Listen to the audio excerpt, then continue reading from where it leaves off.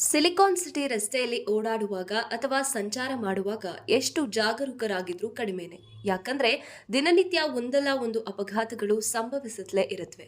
ಆದರೆ 4 ದಿನಗಳ ಹಿಂದೆ ಬೆಂಗಳೂರಿನಲ್ಲಿ ಭೀಕರ ಅಪಘಾತವೊಂದು ನಡೆದು ಹೋಗಿದೆ. ಆ ಅಪಘಾತದ ದೃಶ್ಯ ಸಿಸಿಟಿವಿಯಲ್ಲಿ ಸೆರೆಯಾಗಿದೆ. ಈ ಅಪಘಾತದಲ್ಲಿ ಇಂಜಿನಿಯರಿಂಗ್ ವಿದ್ಯಾರ್ಥಿನಿ ಸ್ಥಳದಲ್ಲೇ ಪ್ರಾಣ ಬಿಟ್ಟಿದ್ದಾಳೆ. ದೇವತಾ ಎಂಬ 24 ವರ್ಷದ ಯುವತಿ ಸ್ಥಳದಲ್ಲೇ ಮೃತಪಟ್ಟ ವಿದ್ಯಾರ್ಥಿನಿ ದೇವತಾ ಸ್ಕೂಟರ್ನಲ್ಲಿ ಬರುತ್ತಿದ್ದಾಗ ಆಯತಪ್ಪಿ ರಸ್ತೆಗೆ ಬಿದ್ದಿದ್ದಾಳೆ. ಇದೇ ವೇಳೆ ಎದುರಿನಿಂದ ಬನ್ನಿ ಧರಿಸಿದ್ದ ಹೆಲ್ಮೆಟ್ ಬೇರ್ಪಟ್ಟಿದ್ರಿಂದ ಯುವತಿ ಸ್ಥಳದಲ್ಲೇ ಉಸಿರು ನಿಲ್ಲಿಸಿದ್ದಾಳೆ.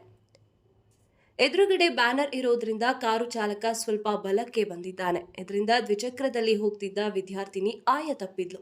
ಇದರಿಂದಲೇ ಆಕ್ಸಿಡೆಂಟ್ ನಡೆಯಿತು ಅನ್ನೋದು ಕುಟುಂಬಸ್ಥರ ಮಾತಾಗಿದೆ. ಆದರೆ ಸಿಸಿಟಿವಿಯಲ್ಲಿ ವಿದ್ಯಾರ್ಥಿನಿ ಆಯತಪ್ಪಿ ಬೀಳ್ತಿರೋದು ಸರಿಯಾಗಿದೆ. ಇನ್ನು ತಮಗಿದ್ದ ಒಬ್ಬಳೇ ಮಗಳನ್ನ ಕಳೆದುಕೊಂಡು ಪೋಷಕರು ಕಣ್ಣೀರು ಹಾಕ್ತಿದ್ದಾರೆ.